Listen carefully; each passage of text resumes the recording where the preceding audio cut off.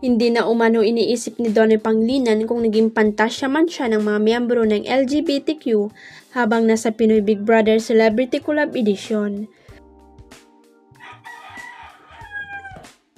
Sa isang panayam, tinanong ni OG Diaz si Donnie sa isyong naging pantasya ito ng mga Becky. Magugunitang marami raong tumutok sa Bukol Express ni Donnie sa buong panahon nito ng pagiging guest celebrity sa bahay ni Kuya.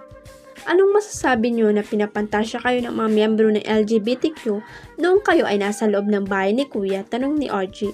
Wala hindi na namin iniisip yun, ani Donnie. Pag nandun ka alam mo yung you're just living na hindi mo iniisip ang mga taong tumitingin sa inyo. Siguro wala akong naisip na ganun kaya itsura ko sa labas, they really made me feel at home. Ani Donnie.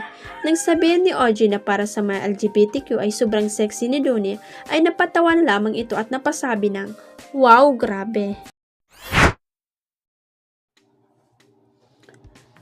Masayang-masaya ang Pipa fans dahil pasok ang Nation Pop Group na BINI sa prestiyosong 30 Under 30 Asia list ng Forbes magazine ngayong 2025.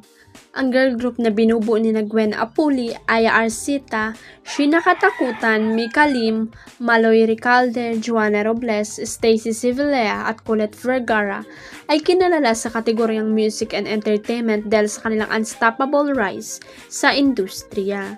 Pero hindi lang sila ang bida, bumabandera din ang iba pang kabataang Pinoy na kasama sa listahan. Kabilang na si Renren Galeno, isang Davao-based illustrator na tumatak sa international stage bilang isa sa mga nasa likod ng Pulitzer Prize finalist na Searching for Maura na lumabas sa Washington Post. Graduate siya ng UP Diliman at magna cum laude pa. Ang kanyang gawa ay tumatalakay sa kasaysayan ng mga Pilipinong inalipusta sa 1904 World's Fair sa St. Louis. Next up ang boss lady na si Isabel Chua na ngayon ay Vice President ng Singapore-based venture capital firm na Forge Venture. Dati siyang associate lang pero ngayon she's handling 5 major investment. Siyempre hindi rin pauli ang batang chess genius na si Daniel Quezon.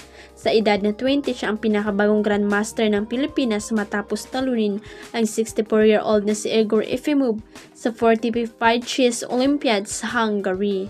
At take note mga kabandera, national chess champ na siya simula 2021.